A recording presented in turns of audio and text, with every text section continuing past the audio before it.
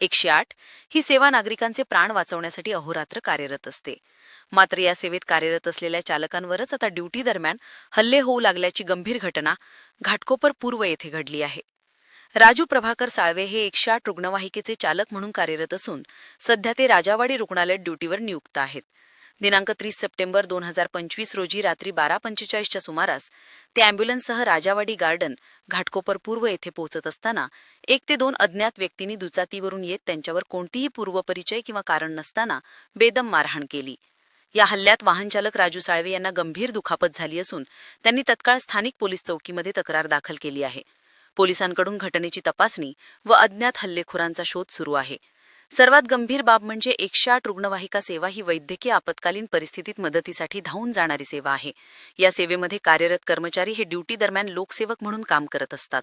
अशावेळी जर त्यांच्यावरच प्राणघातक हल्ला होतो तर यावर प्रशासन, पोलीस यंत्रणा आणि सरकारची ठोस भूमिका काय हा प्रश्न उभा राहतो। या प्रकारामुळे इतर 108 रुग्णवाहिका चालक, परिचारक आणि वैद्यकीय कर्मचाऱ्यांमध्ये भीतीचं वातावरण निर्माण झालं आहे।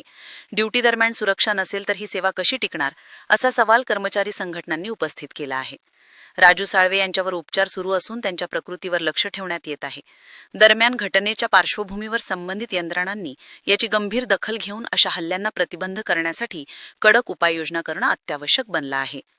लोकसेवेत कार्यरत असलेल्या रुग्णवाहिका चालकावरचा हल्ला म्हणजे केवळ व्यक्तीवर नाही तर संपूर्ण आपत्कालीन वैद्यकीय यंत्रणेवरच हल्ला आहे। प्रशासनाने त्वरित लक्ष घालून दोषींवर कठोर कारवाई करावी अशी मागणी जोर धरू लागली आहे। मी राजू प्रभाकर साळवे, राहणार गोंडी या ठिकाणी आणि मी कार्यरत आहे ॲम्ब्युलन्स 108 वरती राजावाडी हॉस्पिटलला। 30/9/2025 रोजी अशी घटना घडली। खूपच धक्कादायक घटना माझ्यासोबत घडली। मी ॲम्ब्युलन्स वरती कॉलवर जात असताना 2 अज्ञात बाईक स्वारांनी माझी गाडी थांबवून मला बेदम मारहाण केली। त्या मारहाणीमध्ये मला खूप दुखापत झालेली आहे। सध्या मी आता हॉस्पिटलचं ट्रीटमेंट वगैरे माझं चालू आहे।